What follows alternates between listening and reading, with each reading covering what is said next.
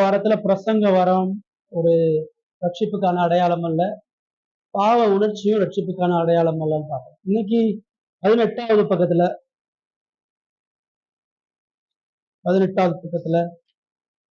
அசட்டு துணிவு, எதெல்லாம் கிறிஸ்தவ அடையாளம் கிடையாது, எதெல்லாம் போலியான அடையாளம் எல்லாம் பார்க்கணும். சரிங்களா? அசட்டு துணிவு. தான் ஒரு கிறிஸ்தவன் என்று துணிவு கொள்வதினால் மாத்திரம் ஒருவன் பரிசுத்த வாழ்வை அடைய முடியாது.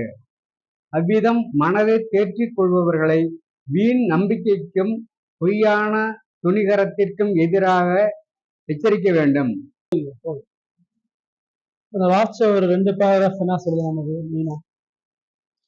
இந்த அசட்டு துணிவு அப்படின்றது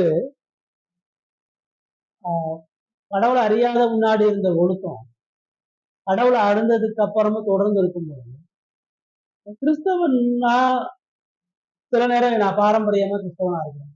எங்க தாத்தா, எங்க அப்பா, நான் கிறிஸ்தவன். தாத்தா பாஸ்டா இருப்பார், அப்பா பாஸ்டா இருப்பார், மகள் பாஸ்டா இருப்பார். இப்போ எங்களுக்கு ஒரு நல்ல ஒரு பாரம்பரியம் இருக்குது. கிறிஸ்தவ குடும்பத்திலே நாங்கள் இருக்கிறனால தினந்தோறும் எங்க வீட்டுல ஜபமும் வேத வாசிப்பு இருக்கிறனால அது கடவுளுக்கு எடுத்த காரியங்களை ஈடுபடுறதுனால எங்க ரட்சிப்பை யாரும் கேள்வி கேட்க முடியாது. அதே மாதிரி நாங்க ஒரு ஒழுக்கமா கடவுளுக்கு பயந்து ஆராதனைக்கு போய் கிறிஸ்தவ கடமைகளை ஒழுங்கா செய்யணும். இதுதான் அசட்டு துணிவு. அப்படின்னா என்னன்னா, ஏன்ட்ட எந்த குற்றமும் இல்லை, நான் கரெக்டா இருக்கிறேன், அதனால கட்டாயம் கடவுள் என்னை பரலோகத்துக்கு எனக்கு பரலோகம் கடவுள் சொல்ல முடியாது. எனக்கு 100% நான் ரட்சிக்கப்பட்டிருக்கேன் உறுதி எனக்கு இருக்குது. ஏன் உறுதி இருக்குது? இருக்கணும். ரட்சிப்பினுடைய உறுதி எல்லாருக்கும் இருக்கணும். அந்த உறுதி ஏன் இருக்குதுன்னு கேட்டா, அவர்கள் தங்களது சொந்த ஆத்ம நிலையையோ இயேசுவை குறித்து சொல்ல மாட்டாங்க.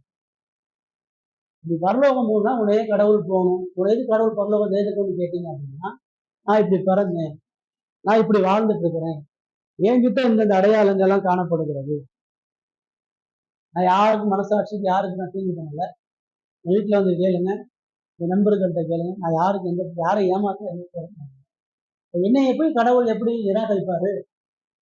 என்னைய கடவுளுக்கு நிராகரிக்கிற அளவுக்கு என்கிட்ட எந்த பாவமும் இல்லையே. இதுதான் அசட்டு துணிவு. நாம செய்யக்கூடிய அனுபவங்களோ அடையாளங்களோ பாரம்பரிய அடையாளம் அல்லது சில மத கிரியைகளோ நமக்குள்ளாக நாம ரட்சிக்கப்பட்டோன்ற உணர்வுக்குள்ளாக கொண்டு வரும். அதான் ஆண்டவர் உன் சொந்த இருதயத்தை நம்பாத, எல்லா மனுஷனும் அழிவுக்கு பாத்திரவான். இப்ரேயர்ல சொல்லும் பொழுது இவ்வளவு பேர் ரட்சிப்பை குறித்து நீங்க கவலையற்று இருக்காதீங்கன்னு சொல்லுங்க. அதாவது மேலோட்டமா ஜாக்கிரதையா எடுத்துறாங்க.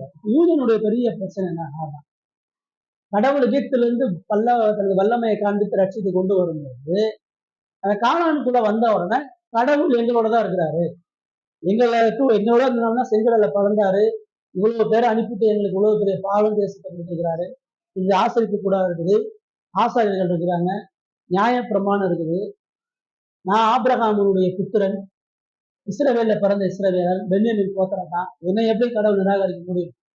என்னை கடவுள் நிராகரிச்சா இவ்வளவு இது எதுக்கு வச்சிருக்கிறார். இது கிறிஸ்தவனை ஆனதுக்கு அப்புறம் இந்த சிந்தனை இந்தியில இருந்து ரட்சிக்கப்பட்டு வரும்பொழுது இந்த அடையாளங்கள்லாம் பிரச்சனையா தெரியாது. ஆனா கிறிஸ்துவ குடும்பத்துல இருந்து ரட்சிக்கப்படுறதா இருக்கிறது பெரிய சவால். ஏன்னா சின்ன வயசுல இருந்தே அந்த குழந்தை சர்ச்சைக்கு போயிருக்கும், பைபிளை தெரிஞ்சிருக்கும், விக்கிரகம் தப்புன்னு தெரிஞ்சிருக்கும், இயேசுதான் உண்மையான கடவுள் தெரிஞ்சிருக்கும். அப்ப அம்மா அப்பா செய்த நல்காரியங்கள் அந்த குழந்தை வளரும் பொழுது செய்யக்கூடிய மத காரியங்கள் எல்லாத்தையும் நம்பிட்டு நான் உண்மையான ஒரு கிறிஸ்தவன், என்கிட்ட எல்லா அடையாளமும் இருக்குது, நான் ஒரு நீதிமான். உண்மையாகவே ரட்சிக்கப்பட்டவன் எப்பயுமே தனது ரட்சிப்பை பரிசோதித்து அதுல சந்தேக உணர்வு இருந்துட்டே இருந்தான். அவன் என்னைக்குமே எனக்கு உறுதி பரலோகம் சொல்லவே மாட்டான். ஏன்னா அவனுடைய சொந்த மனசாட்சியை அவனை சுத்தம், அவன தகுதி இன்மையை வெளிக்கொண்டு வரும். ஒவ்வொரு முறையும் ரட்சிப்பின் நிச்சயம் என்பது ஆவியானவர் கிறிஸ்துவை பார்த்து நமக்கு தர்றது. நான் ரட்சிக்கப்பட்டேன் பரலோகம் போவேன்றது நான் எதை வச்சு சொல்றேன்? என்னைய பார்த்து நான் சொல்றேன். நான் என்ன செஞ்சேன், நான் பண்ற மினிஸ்ட்ரி என்னுடைய ரட்சிப்பின் அடையாளம் கிடையாது, என் பிரசவம் என் ஊழியம் ரட்சிப்பின் அடையாளம் கிடையாது. என் குடும்ப வாழ்க்கை என் ரட்சிப்பின் அடையாளம் கிடையாது. நான் எந்த பாவமும் செய்யாம நேர்மையா வாழ்றது என் ரட்சிப்பின் அடையாளம் கிடையாது. என்னுடைய ரட்சிப்பின் அடையாளம் என்பது கிறிஸ்து. அவர் என்னோட பாவத்தை சுமந்திருக்கிறார். என்னுடைய ஆத்மை அவர் மேல வைக்கப்பட்டது. அவர் எனக்கு ரத்தம் செஞ்சிருக்கிறார். அந்த நம்பிக்கை அவர் எனக்கு கொடுத்திருக்கிறதுனால எனக்கு ரட்சிப்பு இருக்கு. இதுதான் அசட்டு துணிவுக்கும் விசுவாசத்துக்குமான வித்தியாசம். நம்ம சில நேரம் அசட்டு துணிவா எதுக்கு இருக்கிறோம், எப்படி ஆக முடியும் அப்படின்னு சொன்னா, ஒண்ணு நம்முடைய சொந்த கிரியைகளை பாக்குறது. கடைசியில் அது சொல்லுது, ஒருத்தர் நீதிமான் இல்லாம தன்னை நீதிமான் என்ன செய்யும், அவங்கிட்ட அன்பு இருக்கும், மனஸ்தாபம் இருக்கும், விசுவாசமும் இருக்கும், நம்பிக்கை இருக்கும், மகிழ்ச்சி இருக்கும், விலத்தலும் இருக்கும். இது எல்லாம் இருந்தாலும் அது எதுவுமே ரட்சிப்புக்குரிய ஆவிக்குரிய பண்புகள் கிடையாதுன்னு சொல்லு. ஆனா நீங்களும் நானும் ஒருத்தர் ரட்சிக்கப்பட்டிருக்கிறான்னு அடையாளத்தையே தான் பார்க்கிறோம். என்ன பார்க்கிறோம்? ஒரு கடவுளையும் மனுஷனையும் நேசிக்கிறாரான்னு பார்க்கிறோம். பாவத்தை குறிச்ச மனஸ்தாபம் இருக்கான்னு பார்க்கிறோம். இயேசுவை விசுவாசிக்கிறாரான்னு பார்க்கிறோம். அவருக்கு பரலோக நம்பிக்கை இருக்கான்னு பார்க்கிறோம். கிறிஸ்துவுக்குள்ள மகிழ்ச்சியா இருக்கிறாரான்னு பார்க்கிறோம். இழக்கிறாரான்னு பார்க்கிறோம். நீங்களும் நானும் அவர் விசுவாசியாலையான்னு பார்க்கறதுக்கான அடையாளம் இல்லை. இந்த அடையாளம் அவருடைய சொந்த ஆத்மாவுக்கான ரட்சிப்பின் அடையாளம். கடவுள் மேல இருந்து நீங்க பார்க்குற மாதிரி பார்க்க மாட்டோம். நமக்கு இருதயம் தெரியாது, நமக்கு உள்ளான ஆத்ம மீட்பு தெரியாது. நம்ம வெளிப்பிரகாரமான அடையாளத்தை வச்சுதான் சரி ஒரு ஒழுங்கா கட்சி வராரு, இவர் பழைய சுபாவத்திலிருந்து மாறி இருக்கிறாரு, இவர் பொறுமையுள்ளவரா இருக்கிறாரு, ஒரு உபதேசத்துக்கு செவி கொடுக்கிறாரு, இவர் பரிசுத்தமா வாழ முற்படுகிறாருன்னு நம்ம விசுவாசம் சொல்றோம். ஆனா தேவன் இந்த அடையாளத்தை தாண்டி மேல ஒரு அடையாளத்தை பார்க்கிறாரு. அந்த அடையாளம் கடவுளுக்கும் அந்த ரட்சிக்கப்பட்ட மனிதனுக்குமான அந்தரங்க அடையாளம். இதை வச்சுதான் நம்மளை முடிவு பண்ணிக்கணும். நம்மளை நான் ரட்சிக்கப்பட்டேன் நாங்க எதை வச்சு சொல்றோம், இதெல்லாம் வச்சு சொல்லக்கூடாதுன்னு சொல்றோம். நம்முடைய இருதயம் எப்பயுமே நம்ம நல்லவனே சொல்லுவோம். அதான் பெரிய ஆபத்தான ஒரு இருதயம். சாயந்தரம் பார்க்க முடியாது. இந்த இருதயம் நம்முடைய தவறை பெருசே படுத்த. நம்முடைய இருதயம் எப்பயுமே நம்முடைய நன்மையை மட்டுமே நீ எவ்வளவு யோகியமா இருக்கிறப்ப, நீ எவ்வளவு கஷ்டப்படுறப்பா, நீ எவ்வளவு நன்மையா இருக்கிறப்பா, நீ எவ்வளவு வித்தியாசமா இருக்கிறப்பா, நீ எவ்வளவு ஆண்டவருக்காக வாழ்றப்பான்னு மட்டுமே சொல்லும். இதுதான் இருக்கிறதே பெரிய வஞ்சகம். அந்த வஞ்சகத்தினால அசட்டு துணிவு வருது. அப்படி இருக்கக்கூடாதுன்ற அடுத்த அநேகர் தன்னலம் கருதி பக்தி உடையவர்களாக இருக்கிறார்கள். கடவுள் தங்களில் அன்பு கூர்ந்து உதவி செய்வார் என்று எதிர்பார்த்து பிரதிபலன் கருதி தாங்களும் அவரில் அன்பு கூறுவதாக பாசாங்கு செய்கிறார்கள். நான் பார்க்குறோம் இந்த பாராகிராஃப்ல கடைசியா என்ன சொல்றா, ஒருத்தன் ரட்சிக்கப்படாம அவன் பக்தி உள்ளவனா இருக்க முடியும்னு சொல்லி முதல்ல அதான் சொல்லு. போலியான பக்தி, போலியான விசுவாச வாயறிக்கை, போலியான வேத அறிவு, இதெல்லாம் ஒருத்தர் கொண்டு இருக்க முடியும். அவன் செய்யக்கூடிய காரியங்கள்ல நான் கடவுளை நேசிக்கிறேன், கடவுளுடைய கற்பனையை கீழ்படுகிறேன், சக மனிதனை நான் நேசிக்கிறேன், அதற்கான ஆதாரங்களும் அவங்கிட்ட இருக்கு. கடவுளை நேசிக்கிறேன்னா இந்த காரியங்களும் நேசிக்கிறேன். கடவுள் என்ன நேசிக்கிறான்னா இதெல்லாம் இருக்குது, இதெல்லாம் ஆதாரமா இருக்கு அப்படின்னு நான் சொல்ல முடியும். அவனுடைய பக்தி குறிச்சு அவனுடைய பார்வை, அதே மாதிரி அவன் சரியான சத்தியங்களை சொல்ல முடியும். அதான் சொல்லுது, அவன் ஆவியானவர் தான் எனக்கு மறுபரப்பை கொடுத்திருக்கிறாரு, இயேசுதான் மறைச்சிருக்கிறாரு, ஆண்டவர் எனக்குள்ளாக பரிசுத்த பாதையை நடத்தி கொண்டு போகிறாரு. இதெல்லாம் ஆர்வமா அவனால சொல்ல முடியும், அறிக்கை செய்ய முடியும். அவனுடைய வாழ்க்கையில சில இடங்கள் அது வெளிப்படவும் செய்யும். இவ்வளவு இருந்தும் அவன் தாத்தாகனுடைய வஞ்சகத்துல இருக்க முடியும். அவனுக்கிட்ட துன்பம் இருக்கலாம், வைராக்கியம் இருக்கலாம், சத்தியத்துக்காக நான் எதை இழக்கலாம், சில இழப்புகளையும் சந்திக்கலாம். இவ்வளவு இருந்தும் அவன் ரட்சிக்கப்படாம இருக்க முடியும்னு சொல்றான். இதனாலதான் நம்ம சபையில அங்கத்துவமா சேர்க்கிறதும் இப்ப ரட்சிப்புல கொண்டு வருகிறதற்கும் ரட்சிக்கப்பட்டேன்னு சொல்றதுக்கும் உடம்பிட்டு பார்க்க வேண்டியது இருக்கு.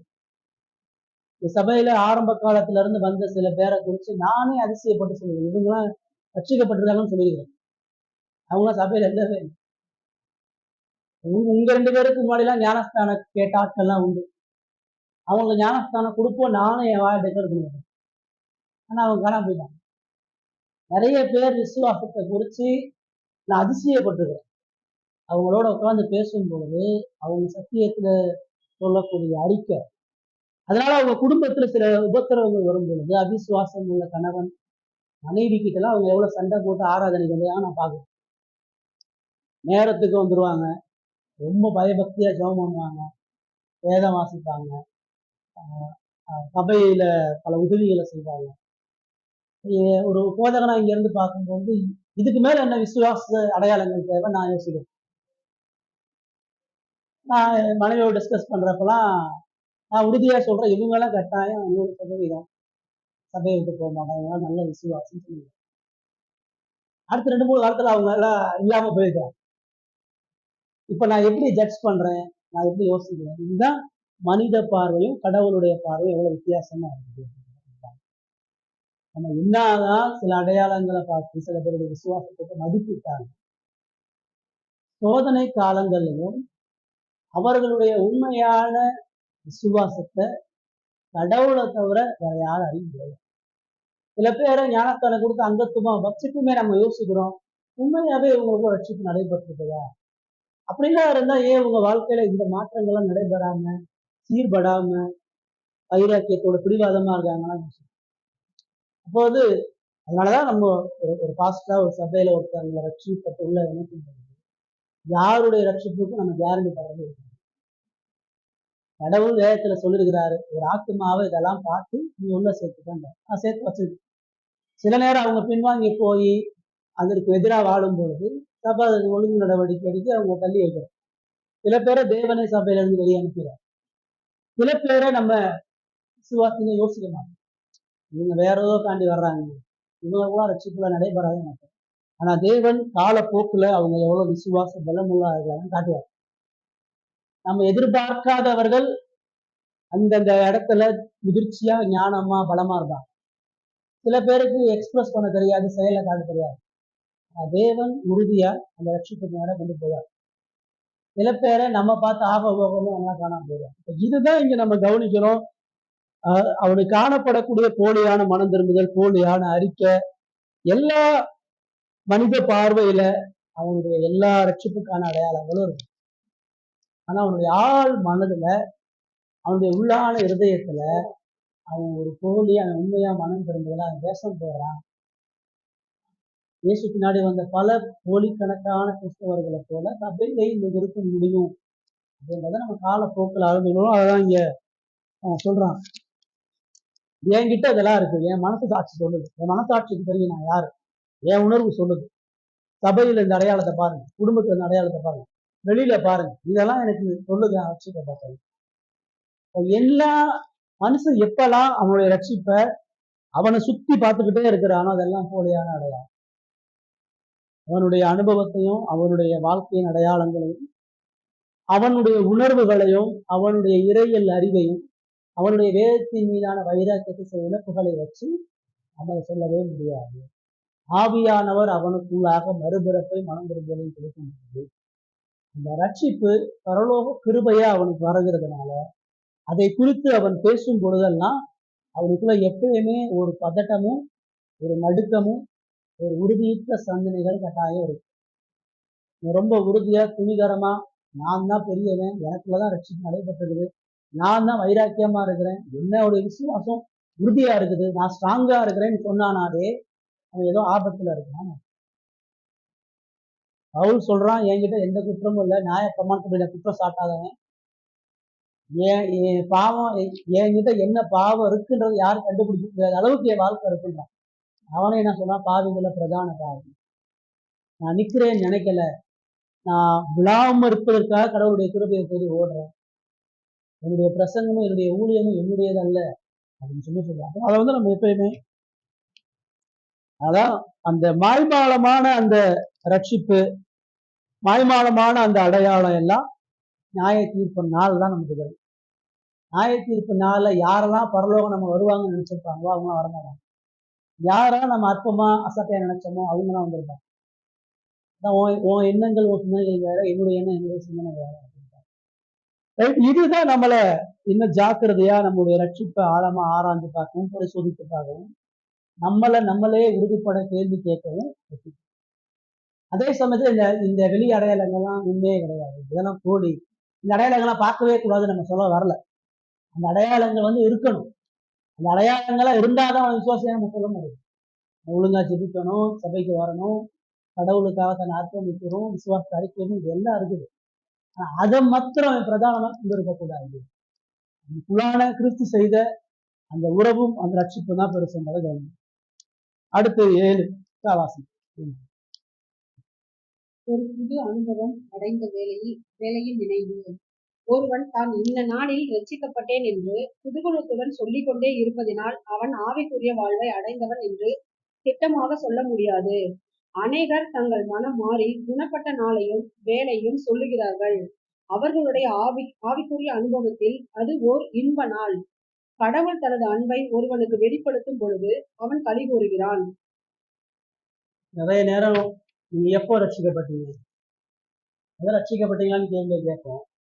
எப்போ ரட்சிக்கப்பட்டீங்க கேட்கும் பொழுது பல பேர் வந்து ஒரு குறிப்பிட்ட அனுபவத்தை சொல்லுவாங்க. 9th படிக்கும் பொழுது பெரிய மோசமான ஒரு பிரச்சனையை மாட்டிக்கிட்டு என்னை காப்பாற்ற ஆளு, அதுல இருந்து விடுதலை பண்றதுக்காண்டி நான் நிறைய மனித உதவிகளை தேடி போட்டு போய் அப்புறம் சர்ச்சுக்கு போய் ஜெபம் பண்ணேன். கடவுள்கிட்ட அழுது போட்டுச்சேன். கடவுள் அந்த பிரச்சனையை விட்டு நீக்கி இயேசுதான் கடவுளை போய் அதுல இருந்து என் வாழ்க்கை கடவுளுக்காக நான் அதுதான் என் ரட்சிக்க முடியும். சில பேரை பார்த்தீங்கன்னா ஒரு பெரிய ஆக்சிடென்ட்ல மாட்டி மரண தருவாயிரம். ஒரு பாஸ்ட் வந்து எனக்கு இயேசுவை பற்றி சொன்னார். அப்ப இயேசுவை ஆண்டவரா ஏற்றுக்கொண்டு ஆண்டவருடைய வாழ்க்கையில விடுதலை கொடுத்து எனக்கு ரட்சிப்பின் அனுபவத்தை கொடுத்தாரு அப்படின்னு சொல்லுவாங்க. ஒவ்வொருத்தருடைய வாழ்க்கையிலையும் ரட்சிப்பு எப்பொழுது நடைபெற்றதுன்னு கேட்டீங்கன்னா, ஒண்ணு அவங்களுடைய குழந்தை பருவம் அல்லது ஸ்கூலு காலேஜு அல்லது ஆக்சிடென்ட் இல்லை வியாதி, அதுவும் இல்லாம ஏதாச்சும் ஒரு எழுப்புதல் கூட்டத்துக்கு போய் அந்த ஒரு போதகருடைய செய்தியை கேட்டு அந்த செய்தி என் வாழ்க்கையவே மாற்றிச்சு. அவர் பெரிய மோசமான குடிப்பழக்கத்துல இருந்தேன், அந்த செய்தியின் மூலமா ஆண்டவர் என்னை தொட்டார், என் வாழ்க்கையை மாற்றினார். அதுக்கப்புறம் என் வாழ்க்கையில இயேசுக்காக நான் அர்ப்பணிக்கிறேன். பெரும்பாலும் நீங்க கேட்கும்போது இதை நம்ம நிறைய கேட்கும். உங்ககிட்ட அதே மாதிரி நீங்க எப்ப ரட்சிக்கப்பட்டீங்க அப்படின்னா நீங்க ஏதாச்சும் அனுபவத்தை சொல்ல வாய்ப்பு இருக்கு. அந்த அந்த நாள்ல கடவுள் நம்ம ரட்சித்திருக்கலாம். ஆனா எப்பயுமே அது அல்ல அடையாளம். அதான் நீங்க சொல்லுங்க. ஒரு புது அனுபவம் அடைந்த அந்த நேரமும் அந்த காலமும் மாத்திரம் ரட்சிக்கப்பட்ட. என்கிட்ட நீங்க எப்ப ரட்சிக்கப்பட்டீங்கன்னு கேட்டா நான் எப்ப எனக்கு தெரியல. 9th ஸ்கூல் படிச்சுட்டு இருக்கும் பொழுது எனக்கு ஒரு பிரச்சனை வந்துச்சு. நான் ஒரு பாவத்துல விழுந்தேன். நான் கடவுள்கிட்ட போய் அழுதேன். அதுக்கப்புறம் பைபிள் வாசிக்க ஆரம்பிச்சேன். அன்னைக்கு தான் ரட்சிப்பு நடந்துச்சான்னு கேட்டீங்கன்னா எனக்கு தெரியாது. ஏன்னா அன்னைக்கு நான் உண்மையாகவே பாவத்தையும் இயேசுடைய பரிகாரத்தையும் உணர்ந்து எனக்கு பாருங்க. ஆனா என் பிரச்சனைக்கான விடுதலை காமிக்குவேன். அதுக்கப்புறம் எங்க தாத்தா இருந்ததுக்கு அப்புறம் நான் வீட்டுல உட்காந்து பைபிள் படிச்சு ஆண்டவர் இந்த பைபிளை வாசிப்பதற்கான ஒரு ஆழமான பாரத்தை கொடுத்து ரொம்ப 2-3 மாசத்துலயே முழு பைபிளை வாசிச்சு முடிச்சேன். இயேசுவை குறிச்சு தேடி அறியணும் ஓடி அலைஞ்சிட்டே இருந்தேன். அன்னைக்கு ரட்சிக்கப்பட்டேன்னா எனக்கு தெரியாது. ஒரு பெண்டிகா சர்ச்சுக்கு போனேன், நிறைய ஊழியம் பண்ணேன். அதுக்கப்புறம் இந்த கிருபையின் சத்தியத்தை ஒருத்தரை என்கிட்ட சொல்லி இந்த சத்தியத்துக்கு நேரம் ஒரு சபைக்கு கூட்டிட்டு போனாங்க. அன்னைக்கு முதல் ஒரு பிரசங்கத்தை கேட்கிறேன். அப்படியே கடவுளே என் காதுல ஒழிச்ச மாதிரி, எருதையை உடைஞ்ச மாதிரி ஒரு செய்தி. அன்னைக்கு ரட்சிக்கப்பட்டனா எனக்கு தெரியாது. ஆனா ரட்சிக்கப்பட்டது. இதை எங்கெல்லாம் ரட்சிக்கப்படுறது? ஏன்னா அதுல எல்லா இடத்துலையும் இந்த பாவத்தை நான் உணர்ந்திருக்கிறேன். இயேசுதான் ஆண்டவன் அறிஞர் விசுவாசம். தேதி மாதம் எப்போ அது எனக்கு தெரியாது. இப்படிதான் பரிசுத்த ஆவியானவர் ஒவ்வொரு முறையும் ஒவ்வொரு காலத்துல சந்திக்கிறார். காத்து படான்னு அடிக்கும். ஆனா அந்த காத்து ஒரு இடம் அடிச்சு ஓடி போவார். அந்த காத்து அப்பப்ப அடிச்சு நம்மளை நடத்திட்டே இருக்கு.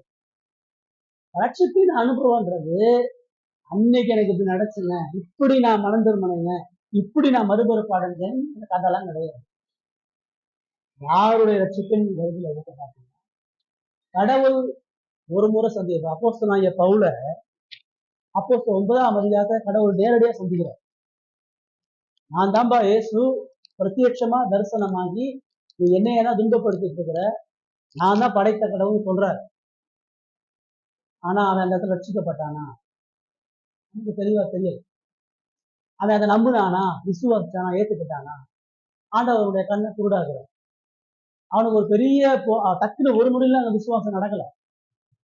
நான் விசுவாசிக்கிறேன்னா நீ சொல்லல. நான் என்ன செய்ய சுத்தமா இருக்கிறேன்னு அவன் கேட்கிறான். நீ போய் அங்க அனனியாவை சந்தின்றார். அவ்வளவுதான் அவன் சொல்ல போறான். அனனியாட்ட போறான். அனனியா அவன்கிட்ட ஜெபம் பண்ணி அவனுக்கு பார்வை கொடுக்குறான். அப்ப அவன் ரட்சிக்கப்பட்டானா? இல்ல. அனனியா வேத வாக்கியங்கள் எடுத்து அவனுக்கு பிரசங்கம் பண்ண விசுவாசிக்கிறான். இந்த பின்பகுதியில பார்த்தீங்கன்னா அதுக்கப்புறம் எருசலேம்ல போய் இவ்வளவு நாள் அவன் நம்பிக்கையில இருக்கிறான். இவன் இயேசு போலி, இயேசு மேசியா கிடையாதுன்னு சொல்லி சபையை துன்பப்படுத்திட்டு இருக்கிறான். இப்போ ஒரே நாள்ல எல்லா அறிவும் எல்லா வெளிச்சமும் இயேசுதான் கடவுள் பசங்கெல்லாம் போல அவனுக்குள்ள அவருடைய சிந்தனை உடைக்கிறார். கொஞ்சம் கொஞ்சமா ஆண்டவர் உடைக்கிறார். அவன் பாரம்பரியத்தை, யூத பெருமையை, அவனுடைய சொந்த அறிவை உடைச்சு அவனை கட்டி அப்பதான் விசுவாசம் உறுதியதுக்கு அப்புறம் தான் வேத வாக்கியத்தை ஆராய்ந்து படிச்சு ஜபத்துல பண்ணி உபவாசம் பண்ணி இயேசுவை கிறிஸ்துன்னு பிரசங்கம் பண்றான். இவர் எங்க ரட்சிக்கப்பட்டா நம்ம முடிவு எடுக்கிறோம். பேதுரோட ரட்சிப்பை நீங்க பாத்தீங்கன்னா யோவான் 1ஆம் அதிகாரத்துல யோவான் சாகர் பிரசங்கம் பண்ணி இயேசுக்கு ஞானஸ்தானம் கொடுத்து அனுப்பும் பொழுது இதோ உலகத்தின் பாவத்தை சுமந்து ஆட்டுக்குன்னு சொல்றாங்க. பேதுருவும் அந்திரேயாவும் பின்னாடி போய் இயேசுவோட உட்காந்து மணிக்கணக்காக பேசுறாங்க. இயேசு உபதேசம் பண்றாரு. யோவான் சாகன் இவர் தான் மேசியான்னு சொல்லி பின்னாடி போறாங்க. இயேசுவோட உறவு கொள்றாங்க. அப்ப ரட்சிப்பு நடைபெற்றதா? அதுக்கப்புறம் லூக்கா 5 அதிகாரத்துல அவங்க மீனை பிடிக்க முடியாம கரையில வெறுமையா இருக்கிறார். ஆண்டவர் போய் கரையை வளைய போடுறார். மீன் அதிகமா பிடிச்சிட்டு நான் பாவியாகிய மனிதனை வீட்டு அப்புறம் அதுக்கப்புறம் அவனை பின்பற்றுவான். பல அனுபவத்தை கொடுத்துதான் ஆண்டவர் ஒவ்வொரு மனிதனுக்கும் ரட்சிப்பு உதவி செய்கிறார். அப்ப எப்ப ரட்சிக்கப்பட்டான்ற கேள்விக்கு எப்பயுமே எல்லா விசுவாசியாலையும் உறுதியா சாலிடா இந்த மாசம் இந்த சூழ்நிலையில இப்படி நான் ரட்சிக்கப்பட்டேன்றதுதான் கிடையாது. அதான் உண்மை கிடையாது. பைபிள் ஆண்டவர் எப்பயுமே ரட்சிப்பு அப்படி கொண்டு வர ரட்சிப்புன்றது லைஃப் லாங் ப்ராசஸ். ரட்சிக்கப்படுறோம், பட்டுக்கொண்டே இருக்கிறோம், பூரணமா நிறைவேறி போறோம். யாருடைய ரட்சிப்பு நம்ம முடிவு பண்ணல, இன்னும் இருக்குது. மகிமைக்கு போற வரைக்கும் நம்முடைய ரட்சிப்பு பூசலாடிட்டு தான் இருக்குது. இயேசுவை சேர்ற வரைக்கும் ரட்சிப்பு. அதனால அந்த சுய அனுபவம் எனக்கு தெரியும். அன்னைக்கு ஆண்டவர் என்னை சந்திச்சாரு, அன்னைக்கு என்னை மாத்தினாரு, அதெல்லாம் அதே ஆகும். அதுக்கப்புறம் அப்படி மாத்தி எவ்வளவு பேரு பின்வாங்கி போறாங்க.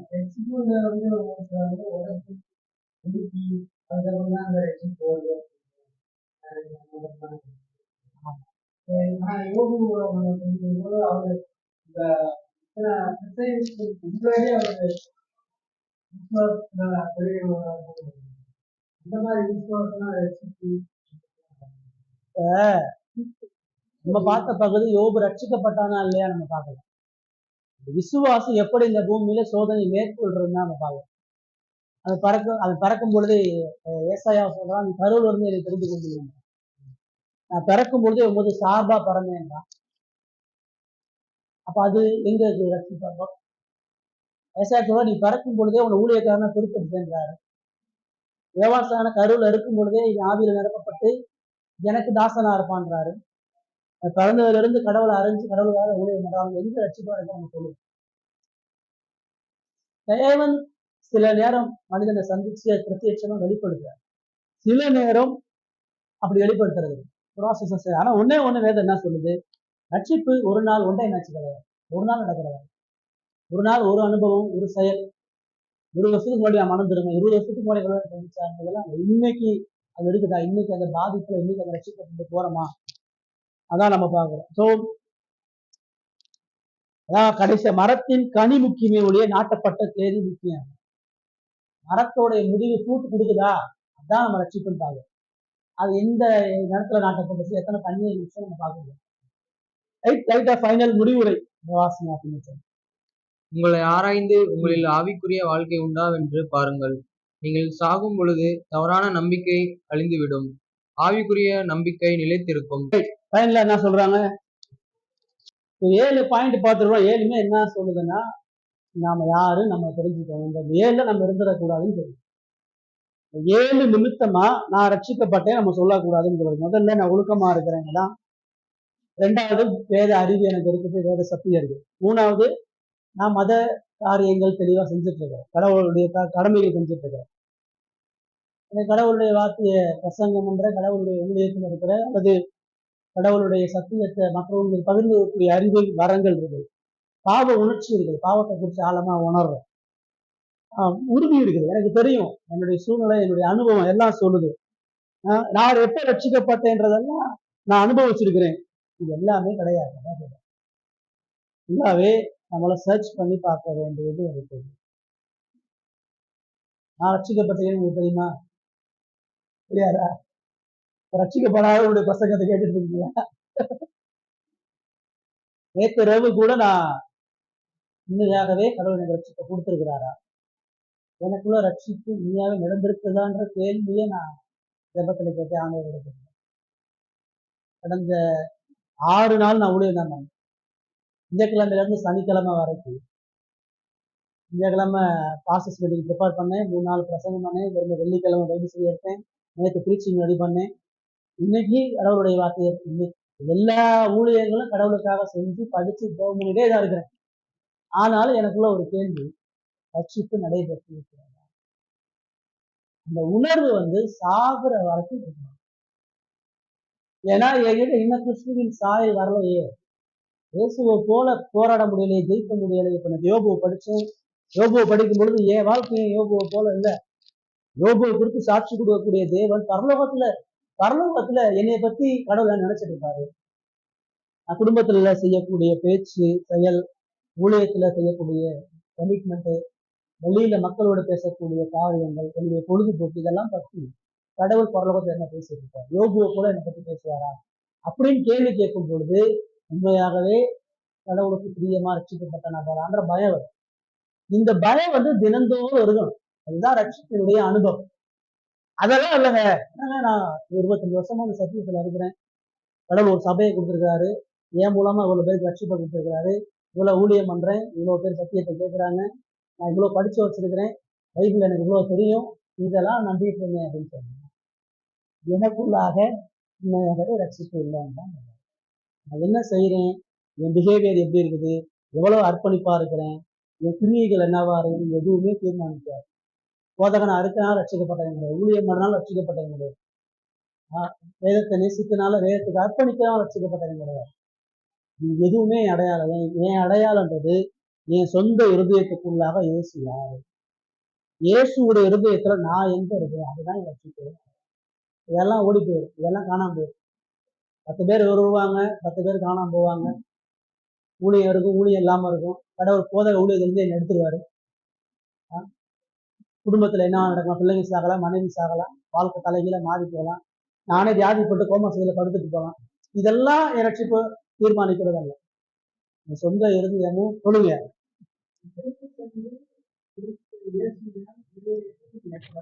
ஆமா, நான் இடமே தர முடியாது, தைரியனால இடம் பண்ண முடியாது. அவரு ஒரு இருதயத்தை